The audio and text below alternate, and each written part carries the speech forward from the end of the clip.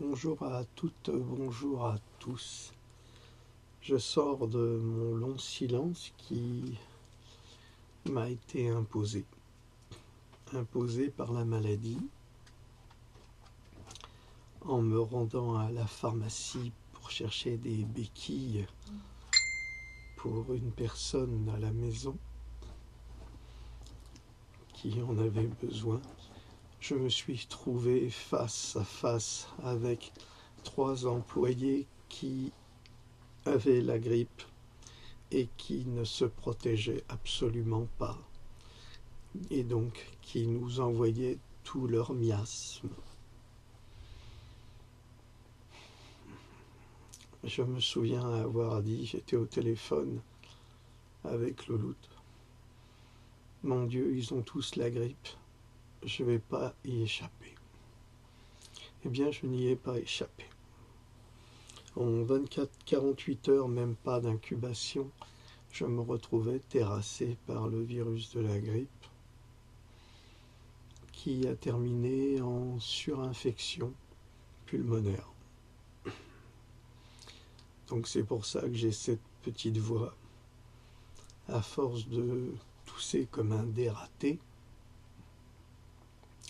à s'arracher les cordes vocales et les poumons, je sors à peine de cette crise extrêmement pénible et douloureuse, et je peux vous assurer que je comprends que la grippe puisse tuer des êtres plus fragiles. D'autre part, je suis également persuadé que ce virus, contrairement à ce que prétend Madame Buzine, est un virus qui a été fabriqué et conçu pour détruire le système immunitaire. J'en ai l'intime conviction, car dans la nature, chaque virus a sa solution. Or, pour la grippe, nous n'avons pas de solution naturelle une fois qu'elle est installée. C'est quelque chose d'extrêmement compliqué. Les virus qui en découlent, parce que c'est tout un échange de bactéries et de virus, se mélangent à notre microcosme, qui est lui-même plein de bactéries.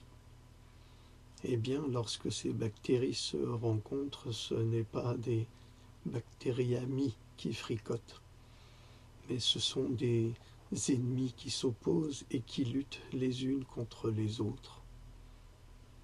Or, ces bactéries de cette grippe sont extrêmement puissantes. Je vous rappellerai que la grippe espagnole est une grippe qui a été fabriquée par l'armée américaine il y a 100 ans, et qu'elle leur a échappé, et elle a fait 20 millions de morts. Alors ne croyez pas au mirage de Madame Buzine, qui cherche à faire vacciner contre la grippe, alors qu'elle va rendre chaque patient contagieux pendant 28 jours. C'est-à-dire que chaque vacciné contre la grippe est contagieux pendant 28 jours dans tout son entourage. S'il va dans une école, en tant qu'enseignant ou en tant qu'enfant vacciné, il va contaminer tout le monde. Ce n'est pas le vaccin qui protège du virus, bien au contraire. C'est lui qui diffuse. Or, des règles de protection essentielles devraient être appliquées et ne le sont pas. Je le vois bien au niveau de ce que j'ai vécu à la pharmacie, où aucun employé ne portait un masque. Au contraire, tout était fait pour que chacun développe la maladie. Et je le regrette amèrement. Pendant ces journées difficiles, j'ai eu tout le loisir de réfléchir à tout ce qui se passe actuellement. Et je n'ai pas raté le dernier épisode des Gilets jaunes. J'ai au contraire tout consigné et j'en parlerai avec du retard, certes, mais j'en parlerai. J'ai été scandalisé par l'attitude de notre gouvernement. Je dis bien notre gouvernement. Le gouvernement En Marche, avec Emmanuel Macron, Édouard Philippe et M. Castaner, qui sont coupables et responsables de trahir la Constitution, de trahir le souhait des Français, de lancer la troupe contre des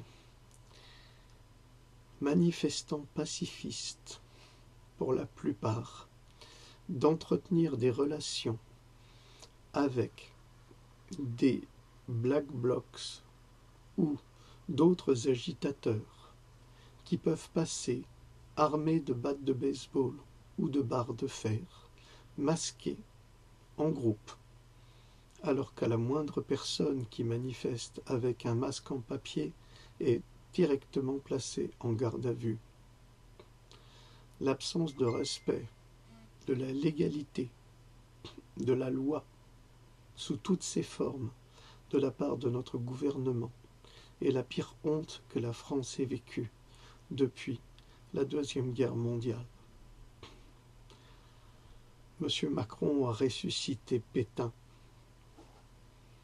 qui n'est pas une belle image pour la France. Elle l'est peut-être en 14-18 pour Verdun, mais moi je l'ai déjà dit, Verdun c'est 1 million de morts, 500 000 d'un côté, 500 000 de l'autre. Et ce n'est pas une victoire que d'avoir sacrifié pour une colline de cadavres 1 million d'êtres humains. Alors non, on ne peut pas ressusciter le vainqueur de Verdun. Car ce n'est pas un vainqueur que nous ressuscitons, c'est un fossoyeur. Or, c'est exactement ce que nous avons actuellement au gouvernement, un fossoyeur, qui est en train d'utiliser tous les registres de la manipulation du nazisme. J'ai été extrêmement choqué pour 2 raisons par rapport à l'agression d'André Glucksmann. La première raison, c'est effectivement de voir cette haine qui a été développée par cet homme qui est filmé et qui dit « La France, elle est à nous ». La question que je pose, c'est « Qui est nous » ? Pour moi, la France, c'est tout le monde. Que ce soit des juifs, des chrétiens, des musulmans, cela ne change rien. Or, la question, je la repose, qui sont ces nous en question? Ça, c'est la première chose. Si c'est effectivement scandaleux d'avoir traité un vieillard, parce qu'André Glucksmann est un... Non, excusez-moi, ce n'est pas Glucksmann. C'est Finkielkraut. C'est la fatigue. D'avoir traité M. Finkielkraut, je demande pardon à cet autre philosophe, mais peu importe. D'avoir traité de sale juif et d'avoir mené le débat vers l'antisémitisme primaire est une erreur fondamentale. D'autre part, qu'est-ce que faisait M. Finkielkraut dans cette manifestation, alors qu'il est si impopulaire, alors qu'il est si provocateur, alors que parfois il a des discours qui dépassent sa propre pensée. Je pense que les deux sont responsables de ce qui s'est passé. Et tout cela a été enrichi par un autre imbécile qui a un nom avec 3 majuscules et qui n'attend que ça depuis longtemps, faire passer de l'antisionisme pour de l'antisémitisme. Dois-je rappeler à ce grand imbécile que Victor Herzl, qui est le créateur du sionisme, était areligieux. Areligieux, qui n'aime pas la religion, qui ne supporte pas la religion. Le père de Herzl lui avait dit « Nous devons nous intégrer partout. Nous avons été reçus ici, nous nous intégrons ici, sans discuter. » Sauf que Herzl ne l'a pas accepté pour moult raisons. Il y avait énormément d'antisémitisme, on peut le comprendre. Mais jamais il aurait pensé créer le sionisme. Il suffit de regarder l'histoire de Victor Herzl. Quand vous avez des pseudo-philosophes, pseudo-cinéastes, surtout quand vous voyez la qualité des films qu'a fait M. Bernard-Henri Lévy, et on le présente comme tel, vraiment, on a peur. On a peur parce que si la culture devait ressembler à ce qui sort de ce sinistre personnage, et je ne dis pas cela parce que M. Bernard-Henri Lévy est juif, je dis cela parce qu'humainement, il est insupportable. C'est là où réside toute la différence. Il faut savoir faire la différence. Il y a des hommes bons et il y a des hommes mauvais. Quelle que soit leur origine, il y a de bons et de mauvais musulmans. Il y a de bons et de mauvais juifs. Il y a de bons et de mauvais chrétiens. Toute l'histoire de l'humanité, et surtout depuis les 2000 dernières années pour le Nouveau Testament et les 3000 avant pour l'Ancien Testament, où nous pouvons lire dans l'Ancien Testament toutes ces guerres intestines entre les tribus juives, où on a des personnages qui sont tout aussi détestables que ceux que nous voyons aujourd'hui.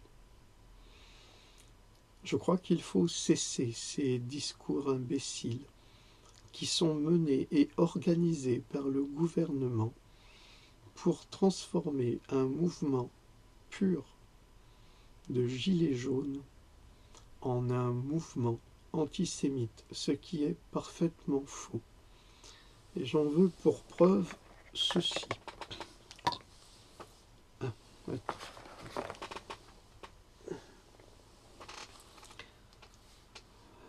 J'en profite pour vous présenter.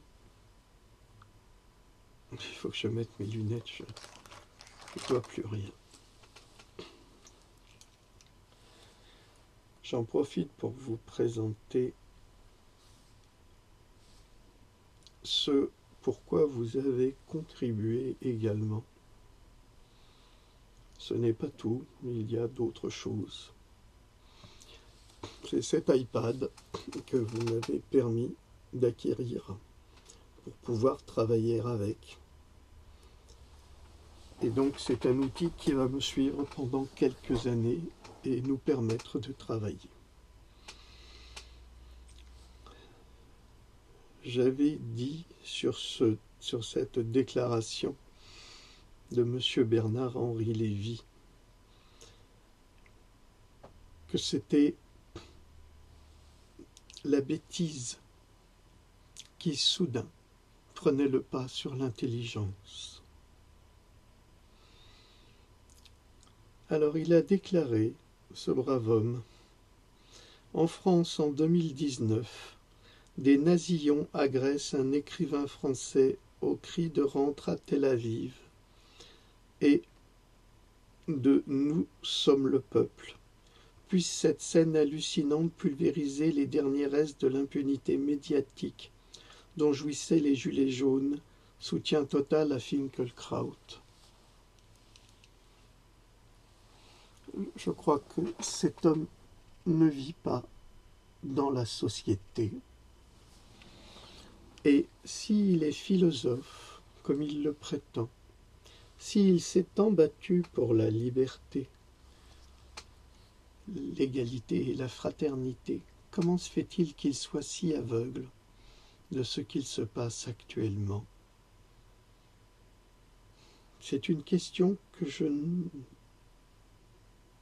me pose sans trouver de réponse. L'homme vient vous parler de liberté, d'égalité. Il est toujours dans ses nuages, dans ses lubies fantasmagoriques. Et malgré ça, il ne fait rien pour la France. Il faut que je coupe ça. Ça fait trop de bruit. Je fais ça un petit peu en cachette parce que Louloute va m'engueuler. Elle m'a dit, il ne faut pas faire de capsule, tu es trop fatigué. Eh bien, j'en fais quand même une. Parce que j'écoute pas grand-chose. J'ai été tellement choqué par tout ce que j'ai pu regarder, entendre. J'ai vu ce journaliste minable, Monsieur Pro. Vous êtes une catastrophe humaine, vraiment une catastrophe. Je trouve ça abominable ce que vous êtes capable de dire sans même vous informer. Vous êtes journaliste. Votre métier est de douter et d'enquêter. Vous ne faites ni une enquête et vous n'avez pas le moindre doute. Vous êtes payé par l'oligarchie pour dire des bêtises et vous les dites admirablement, Monsieur Pro, mais on viendra à vous. Je voudrais vous montrer une petite animation sur l'événement 14, l'acte 14 des Gilets jaunes, où la presse ne cesse de dire que ça s'essouffle, il n'y a plus personne. Eh bien, nous allons le voir. Voilà BFM TV, regarde-moi ça. Ça va et toi?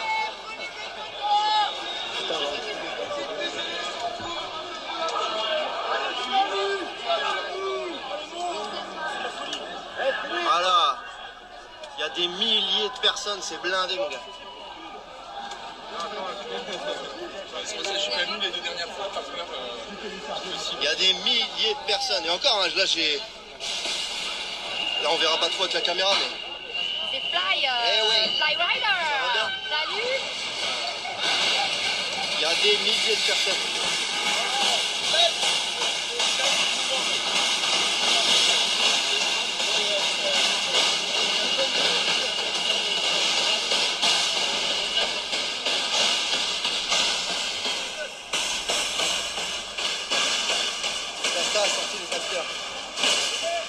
Ah, là, il coupe pas en deux, regarde.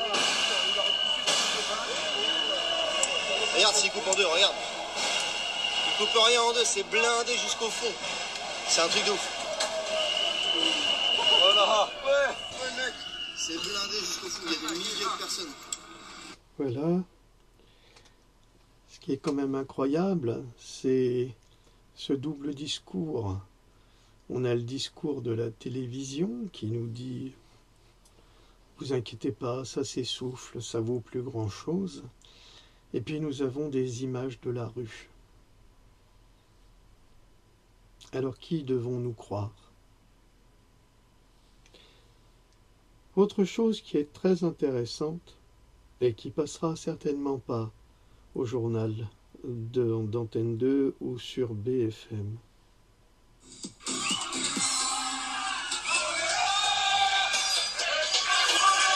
Je vais essayer de vous le mettre en grand.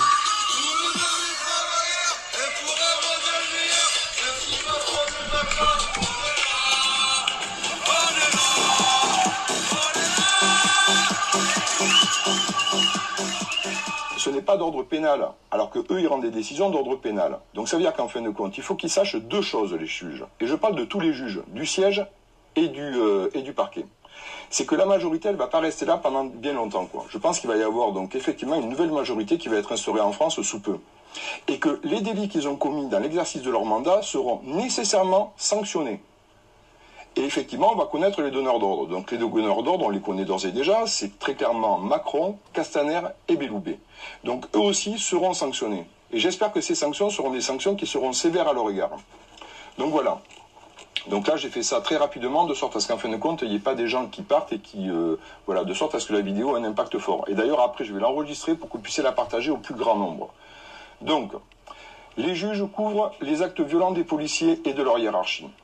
Donc la solution, c'est attaquer les juges debout et assis. Alors évidemment, il y a des procédures abusives. Mais si on les attaque en procédure abusive, on les attaque à titre personnel. Moi, ce que je veux, c'est attaquer l'exécutif qui est derrière ces juges. Donc ce que je propose, c'est qu'on les attaque en trafic d'influence passif. Ça veut dire qu'en fin de compte, ils ont répondu à des intérêts supérieurs, suprêmes de l'État. Eux, ils ont réagi d'une façon, on va dire, passive. Ça veut dire qu'en fin de compte, c'est pas eux qui ont diligenté directement leur action. Eux, c'est le bras armé, en fait, de l'exécutif. Donc, on les attaque en trafic d'influence passif, de sorte à ce qu'en fin de compte, au terme d'audition des magistrats, des circulaires, donc, de la politique pénale qu'envoie Madame Belloubet, et des jugements qui sont rendus par des magistrats du siège qui, normalement, sont indépendants, on puisse avoir directement les donneurs d'ordre. Et les donneurs d'ordre, ce sont les trafics d'influence, ce sont les trafiquants d'influence actifs. Et ceux-là, c'est donc Macron, Belloubet et Castaner. Et ceux-là, ils seront condamnés, ils seront poursuivis et condamnés pour leur trafic d'influence et aussi pour les crimes et délits qu'ils ont commis sur les manifestants. Voilà. Donc ça, c'est notre action. Alors, l'idée, c'est qu'on référence l'ensemble des gardes à vue abusives et des jugements que j'appelle mafieux. Voilà, je dis bien mafieux parce que c'est le bon terme en fin de compte, qu'on dépose des plaintes collectives contre ces juges. C'est-à-dire que la personne qui a subi donc une garde à vue ou un jugement mafieux, en fait, va constituer, avec notre soutien, donc, une plainte contre ce magistrat ou contre les magistrats en trafic d'influence passive, mais par contre, comme normalement il devrait rendre la justice et appliquer la loi au nom du peuple, chaque citoyen peut se constituer partie civile de cette plainte. Donc là, il va y avoir deux solutions. Soit effectivement vous constituez partie civile au moment du dépôt de la plainte, soit quand la plainte est déposée, on a un numéro de parquet et à ce moment-là, vous pouvez vous constituer partie civile de façon ultérieure. Donc là, il y a aussi un formulaire de soutien que vous avez donc dans l'entête de cette vidéo. Moi, ce que je dis aux magistrats, et je le répète, aujourd'hui, vous nous faites le pire, demain, on vous promet le pire. Donc, ça veut dire que pensez à garder votre indépendance. Et là, je m'adresse directement à un type de magistrat qui s'appelle le juge des libertés, les JLD. Quand vous passez devant un procureur et que vous êtes poursuivi, vous passez systématiquement derrière un JLD. Ce JLD est normalement un juge du siège, c'est pas un juge du parquet qui est soumis à une politique pénale. Alors suivre à chaque fois les réquisitions du procureur, c'est une soumission totale et c'est non pas répondre en droit au nom du peuple français. Donc je dis particulièrement au JLD de faire très attention à ce qu'ils vont faire et aux décisions qu'ils prennent par rapport aux gilets jaunes. D'autre part, quand une arme qui est considérée par destination permet de faire des gardes à vue ou des poursuites, mais que cette arme en fait elle n'est pas à portée de main, je suis désolé, c'est pas une arme par destination. Donc toutes ces procédures qui consistent à dire ah ben attendez, dans son sac à main il avait un cure-dent qui était dans une pochette par exemple, la raison pour laquelle la personne va être poursuivie, je peux vous dire que vous magistrats qui allez les condamner ou qui les avez poursuivis, vous allez vous en souvenir parce que votre majorité elle va pas rester longtemps en place. Et d'autre part, le fonctionnement corporatiste des magistrats devient purement et simplement insupportable. On vire de l'exécutif les mecs qui sont passés par l'ENA, on va virer les magistrats qui sont passés par l'ENM qui ont un comportement corporatiste. Il y a déjà des avocats qui ont des idées concernant le mode de nomination des magistrats, de sorte à ce qu'en fin de compte cet effet de corps disparaisse.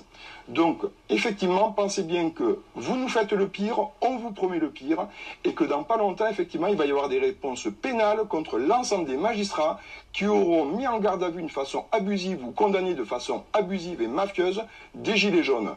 Le droit de manifester est un droit inscrit dans la Constitution. On a le droit de manifester, on n'a pas le droit de se faire taper dessus par des flics qui sont couverts par des magistrats pour réduire les manifestations. Donc maintenant, cette chose, elle est clairement dite, clairement exprimée, vous le savez, vous savez ce que l'on fera, vous savez comment est-ce qu'on va agir. Et quoi qu'il en soit, jamais on lâchera la demande de référendum d'initiative citoyenne qui va nous permettre de reprendre pour chacun des citoyens notre propre souveraineté. Parce qu'on en a assez de la déléguer à des gens qui en fait sont des menteurs et qui utilisent donc cette souveraineté au nom du peuple mais pour des intérêts suprêmes, donc on va dire capitalistes, privatifs. C'est insupportable. Voilà. Excellent discours que j'ai découvert ce matin et qui ne me rassure pas parce que ma France a été vendue à des intérêts financiers au détriment de son peuple. Et aucun président, même les plus haïs jusqu'à présent, depuis la Deuxième Guerre mondiale, n'a autant craché sur le peuple et ne s'est autant essuyé les pieds sur sa peau. Maintenant, je vais confirmer ce que je pense sincèrement avec un article de l'Humanité, ouvrez les guillemets, comme si être juif et gilet jaune, c'était incompatible. Ces gens qui veulent opposer, parce qu'ils ne passent leur temps qu'à ça, opposer les juifs et les arabes, opposer les chrétiens, les arabes et les juifs. C'est tellement pratique cela. Moi je suis né à Paris, à Antony. Nous vivions dans les HLM. Tous nos copains étaient de toutes les couleurs et de toutes les origines. Nous ne savions pas ce qu'était le racisme quand nous étions à Paris. Nous étions tous mélangés. Nous jouions au football avec les Arabes, les Noirs, les Tziganes ou n'importe qui. Ça n'avait aucune importance. On était tous des copains. C'est pas nous qui faisions les différences. Aujourd'hui, on ne fait que des différences.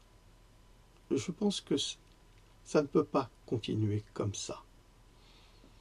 Celui qui juge un enfant à cause de la couleur de sa peau n'est pas digne d'être un être humain. Et je pense la même chose des hommes politiques aujourd'hui, qui s'acharnent à séparer les Français entre eux, simplement pour des visions politiques. C'est Maxime Benatouille, membre de la coordination de l'Union juive française pour la paix, qui déclare ceci. Alors attendez, voilà. On a assisté à des manifestations d'antisémitisme en marche du mouvement des Gilets jaunes. Cela s'explique par des infiltrations de l'extrême droite dans ce qui est avant tout un mouvement social de lutte contre les inégalités, que le gouvernement utilise ces manifestations d'antisémitisme au demeurant inacceptables pour discréditer. Donc vous pouvez lire ça dans l'Humanité, c'est très intéressant. Voilà. Je vous encourage à le lire. J'aimerais aussi tenter de vous lire, si j'y parviens, un texte de Serge Grossvac. Alors Serge Grossvac, ça fait des années qu'il travaille justement pour le respect des uns et des autres, et pour que cesse l'antisémitisme inutile et stupide, qui est en fait une arme politique dont se servent essentiellement les personnes comme M. BHL, et je le regrette. Mais Serge aussi le regrette beaucoup. C'est un homme remarquable. Il déclarait dimanche à 15h, « J'accuse les hautes sphères politiques et médiatiques pour leur manipulation et leur trahison de la juste lutte contre l'antisémitisme. J'accuse les pouvoirs politiques et médiatiques d'avoir construit de toutes pièces l'accusation d'antisémitisme contre les Gilets jaunes, contre le peuple rebelle. J'accuse les principales autorités juives de pervertir la lutte contre l'antisémitisme par sa mise au service de visées politiciennes. Le cœur me déchire de devoir formuler de si graves accusations, mais aujourd'hui, comme du temps de Zola, un travestissement des faits à caractère racial est commis à la seule fin de protéger le pouvoir.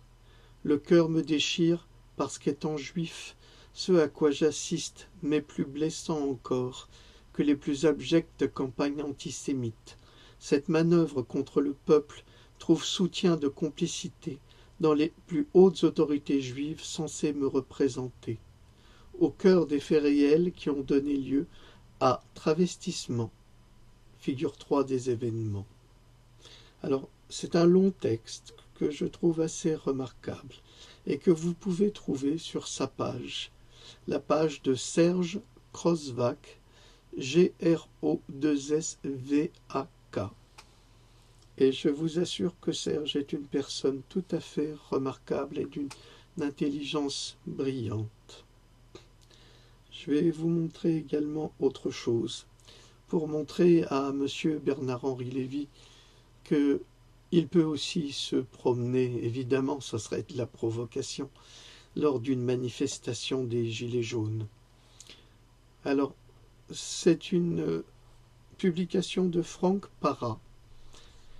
Shabbat Shalom et merci pour ton geste. Baruch Hachem. Je porte le gilet jaune et la kippa en même temps. Ça se passe très bien.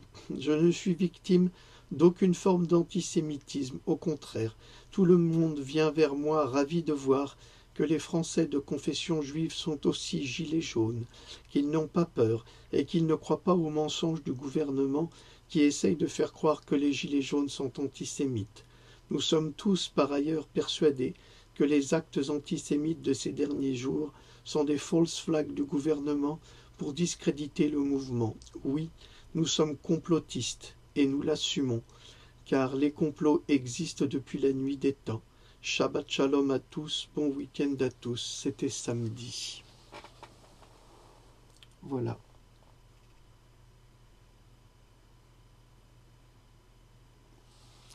J'espère que cela vous aidera à y voir plus clair dans cette épouvantable manipulation dont la France et les Français sont victimes de la part d'un gouvernement qui se comporte de la manière la plus insupportable et la plus odieuse depuis, je vous l'ai dit, 45. Publication de naturalnews.com, très intéressante, de Mike Adams. Et j'ai noté, pour Madame Buzyn et sa désinformation permanente, des études relèvent que le rapport entre les dégâts cérébraux et le vaccin contre l'hépatite B sont probants. Évidemment, c'est en anglais, mais vous pouvez faire jouer les traducteurs sur Internet. Ils sont de mieux en mieux.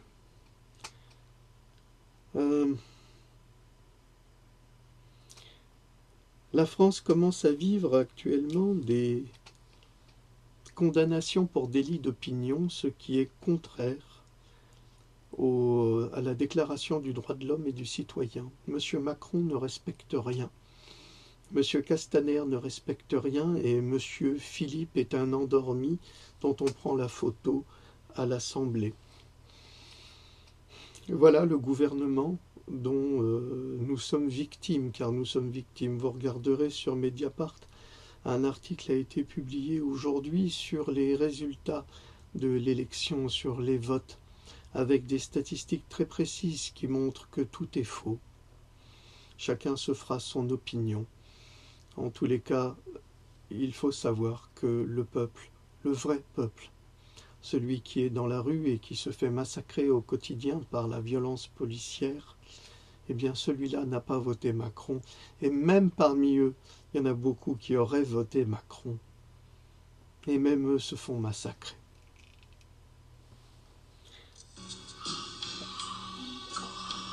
Alors, on va faire un petit brin d'humour parce que c'est quand même très grave. Tout ce qui se passe actuellement, c'est même sordide. Je suis abonné à BBC Scotland parce que j'adore l'Écosse et que je trouve que ce sont des gens extraordinaires et que c'est un pays que je n'ai pas eu l'occasion de visiter encore, mais que j'aurai un plaisir immense à visiter, d'abord à cause de la sympathie de ces gens qui sont profonds et sincères, et qui ne se laissent pas faire. Et surtout à cause de leur humour et de leur anglais très particulier. Et là, c'est un petit sketch. C'est dans une famille. La femme visite sa fille et son gendre avec le reste de sa famille et se retrouve avec une musique qui les avait émus, elle et son mari.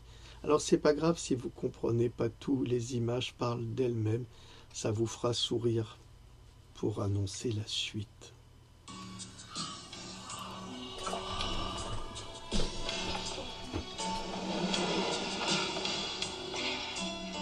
Wait.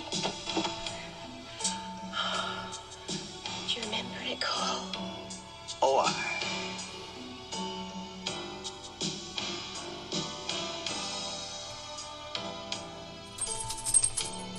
Hey, baby, you go your way,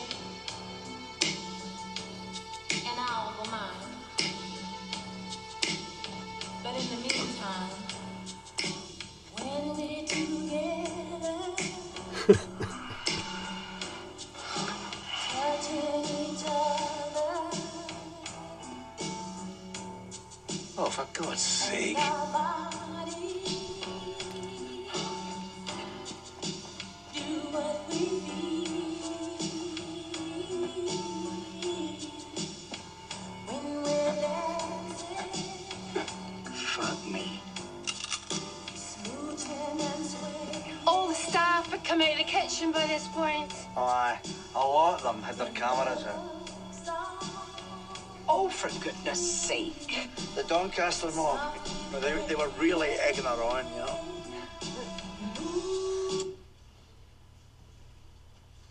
Well, we're just getting to the good bit. I'm sorry, is there a problem, Michelle? I think we've all seen enough, Kathy. Bon, c'est l'humour anglais qui est qui est exceptionnel. En tous les cas, ça m'amuse bien plus que l'humour français, car en ce moment, des humoristes français, il n'y en a pas beaucoup. Et le seul qu'on avait, il a été mis à l'index. On se demande pourquoi. Encore une sacrée manigance. Alors, les Allemands sortent leur gilet jaune en soutien à la France. Je vous signale que le monde entier admire la France. Il n'y a que les Français qui détestent les Français. Ça, il ne faut pas s'étonner. C'est pas dans son pays qu'on sera le plus respecté, en tous les cas. Là, je pourrais vous montrer ceci que je trouve humoristique et intelligent. Quand un journaliste demande à un brahmi en Inde quel est le secret du bonheur éternel, le brahmi répond « Ne pas argumenter avec des imbéciles ». Le journaliste répond « Pas d'accord ». Et le brahmi de répondre « Oui, tu as raison ». Alors, samedi 9 janvier, c'était il y a 10 jours. Je vais vous montrer. Non, je veux pas la fermer. Alors, je voudrais comprendre pourquoi ces images, nous ne les voyons jamais. Pourtant, ces images sont filmées par des anonymes qui sont eux-mêmes des victimes de ce qui se passe actuellement. Alors souvent on entend, oui, il y en a marre des manifestations des Gilets jaunes, et ce sont les commerçants qui se plaignent. Mesdames et messieurs les commerçants, je crois que vous ne réalisez pas encore que vous êtes les vaches à lait du gouvernement, et que les Gilets jaunes, mine de rien, protègent vos droits. Oui, ils protègent vos droits. parce qu'il protège les droits du peuple français. Si le peuple français gagne plus d'argent, cet argent ira directement dans les caisses des commerçants. Est-ce que vous êtes complètement stupide ou est-ce que vous ne réalisez pas l'objectif? Si vos clients sont de plus en plus pauvres, ils ne pourront pas consommer chez vous. Et vous vous appauvrirez encore plus. C'est inévitable. C'est une chaîne. C'est comme la chaîne alimentaire. Vous faites sauter un maillon, tout s'écroule. Eh bien, c'est exactement pareil. Sauf que Macron et son service de communication s'acharnent à vous faire croire que c'est vous qui avez le pouvoir et que c'est vous qui souffrez. Or, ce n'est pas vous qui souffrez, c'est le peuple entier qui souffre, et vous avec. Alors, je vais vous montrer cette séquence qui est assez violente.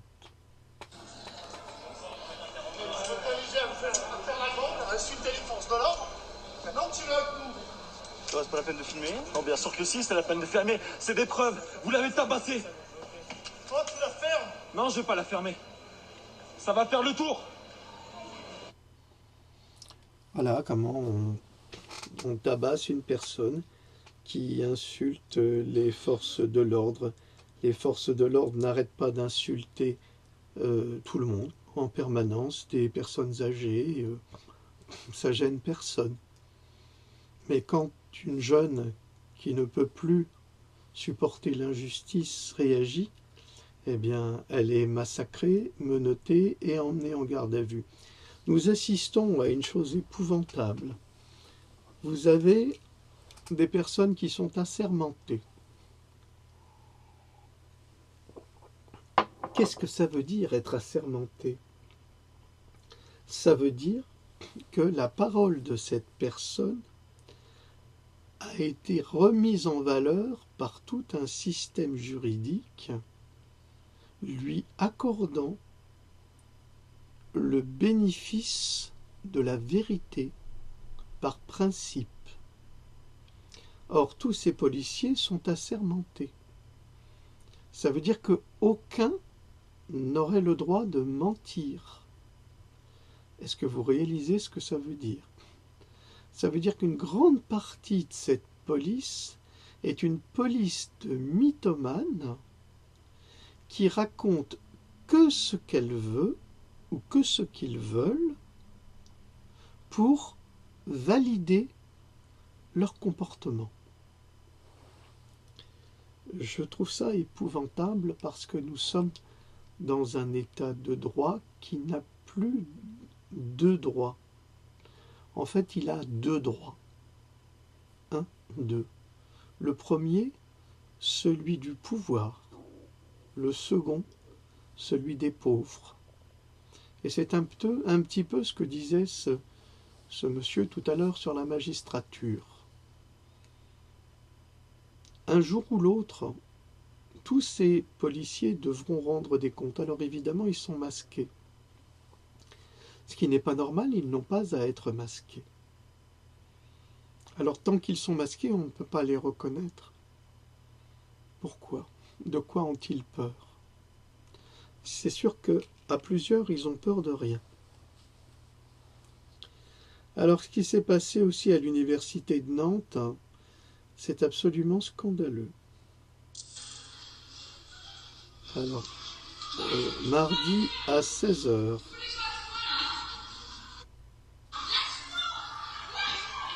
Le bâtiment est ouvert, on peut savoir ce qui se passe là?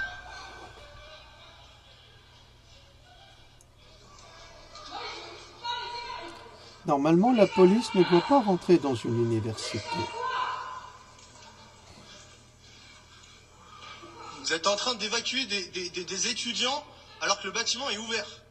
Ça n'a aucun sens. Ça n'a aucun sens ce que vous faites.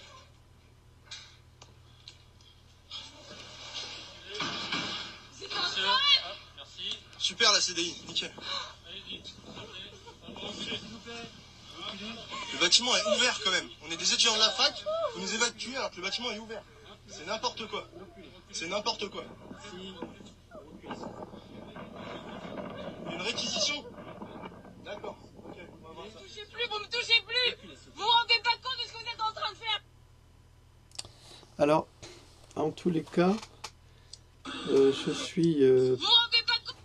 suis pas trop mécontent qu'il n'ait pas trop violenté cette jeune fille.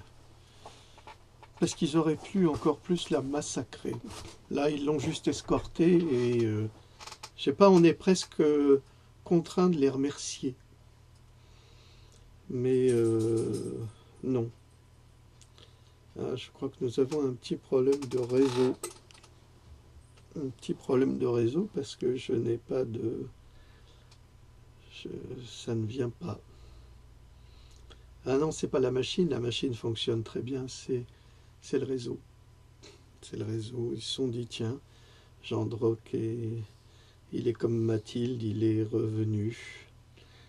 Bon, là, j'ai une image assez dramatique d'un papa qui sort de toute urgence ses enfants de la voiture à cause des gaz lacrymogènes. Bon, vous voyez, j'ai pas de réseau, c'est dommage. Alors, en Islande, il faut que vous sachiez que le pays triple sa croissance et se stabilise après avoir incarcéré les politiques et les banquiers véreux. Voilà, tout est dit. Et je pense que c'est pour ça que des gens comme Monsieur Ciotti demandent des interdictions de manifester pour les Gilets jaunes. Mais je ne sais pas, Monsieur Ciotti, il a fait son droit. Il sait qu'il n'a pas le droit de demander une chose pareille. Il y a une liberté, justement, de manifester. C'est dans tous les traités européens. C'est marqué, c'est inscrit. Donc il a dû participer à tout cela. Comment peut-il avoir le culot de demander une chose pareille? Autre chose évidemment à quoi nous avons assisté et qui est très perturbant, c'est effectivement cette voiture de police qui se retrouve prise pour cible par des soi-disant gilets jaunes. Alors, je suis quand même très surpris parce que il semblerait que dans les banlieues, les voitures de police sont régulièrement prises pour cible. Et on n'en fait pas les gorges chaudes à la télévision parce qu'il ne faut surtout pas donner cette mauvaise opinion de l'absence totale de contrôle de l'État dans les cités. Mais là, il faut absolument trouver les criminels et ci et ça, qu'on ne trouvera pas, et ils sont eux aussi masqués.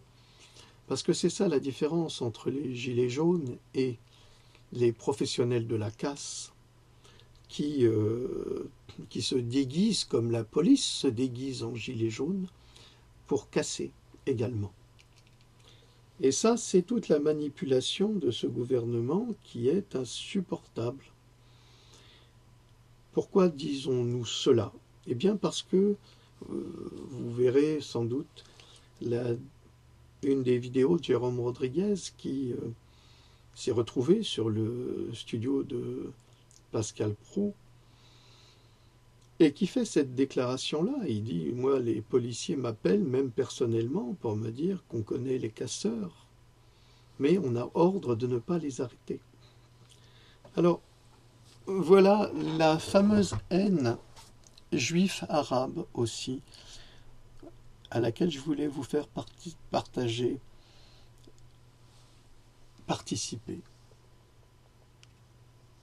Voilà un juif et voilà une arabe, tous les deux gilets jaunes, tous les deux français, tous les deux se battant pour la même cause. Les moutons sont devenus des loups et la meute a faim. Arrêtez de vouloir diviser les gens. Cessez. Parce que les gens ne sont pas si divisés que ça dans la rue. Alors, la dépêche.fr, les gilets jaunes qui manifestent avec leurs enfants. Les voilà, les casseurs dangereux qu'il faut arrêter, frapper, emprisonner. Alors, la déclaration de BHL, c'est bon, ça va. Bon, je ne vais pas vous mettre la vidéo sur Monsieur Finkelkraut. Je trouve qu'elle est trop violente et elle est imméritée, mais je crois aussi qu'il n'avait pas à sortir pour les provoquer, car inévitablement, il y a des dérives. Le peuple n'en peut plus, c'est l'épisode 14. Ça fait 14 semaines que les Français se font massacrer, éborgner, arracher des mains. Alors il y a aussi le fameux discours de certains policiers. Acte 14 aux Champs-Élysées.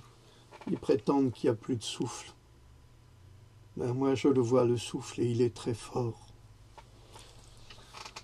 Donc, certains policiers traitent d'imbéciles les personnes qui ramassent une grenade. Alors, c'est juste une question de pédagogie, messieurs les policiers.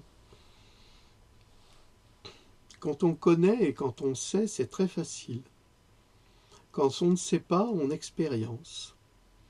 Et de cette expérience, on peut perdre un membre. Est-ce que vous croyez que les gilets jaunes savent pertinemment qu'en allant manifester pacifiquement, vous allez leur envoyer des bombes de TNT, vous allez leur envoyer des gaz neurotoxiques, vous allez leur envoyer des flashballs dans les yeux, dans les dents, dans la tête? Est-ce que vous croyez qu'ils le savent? Ils ont l'espoir que ça n'arrivera pas, mais c'est vous qui tirez, et c'est vous qui les handicapez. Donc est-ce que c'est pas à vous de faire un petit peu de pédagogie? Alors, je vais me faire disputer par le loot. Pourquoi t'as fait ça? Alors voilà quelques images bouleversantes, paraplégique, et qui va quand même manifester. Bravo Mathieu. Alors, malheureusement, le temps qui nous est imparti va nous être retiré par la durée de la vidéo. Alors, ce gouvernement, je le caractérise d'un mot. La police partout, la justice nulle part. Alors j'espère que c'est une citation de Victor Hugo. Ça y ressemble. On va peut-être terminer en beauté. Alors bonsoir, nous sommes sur les Champs-Élysées. Il y a une attraction touristique, un bal bleu, de gyrophares. Tout le monde se marre, les touristes se goiffent, tout le monde se fend la gueule. Il y a des copains qui sont fait flashballer, qui sont fait défoncer la gueule. Tout le monde s'en fout. Viens avec moi, vous avez... C'est bon, tu peux mettre le micro. Je me suis fait péter une côte alors. Alors, la dame elle s'est fait péter la jambe. Moi quand je me suis fait... Ah bah voilà. Alors, Dans la même rue que la dame en fait.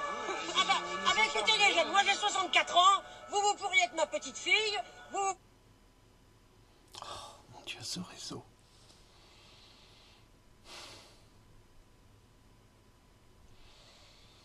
Pourtant, je les ai appelés pour leur Vous pourriez signaler. être mon fils, montrer ce que la grande démocratie française vous a infligé, hein, et voilà le spectacle que nous donnons à la France. Alors, je leur dis à ces flics, souvenez-vous du préfet Grimaud, la mémoire du préfet Grimaud. C'est lui qui, en mai 68, a évité les fusions de sang. Et ça, c'est... Ah, quel dommage. Ah, ça, elle est remontée, la dame. Elle est même très remontée. Et elle a raison, elle a des arguments solides.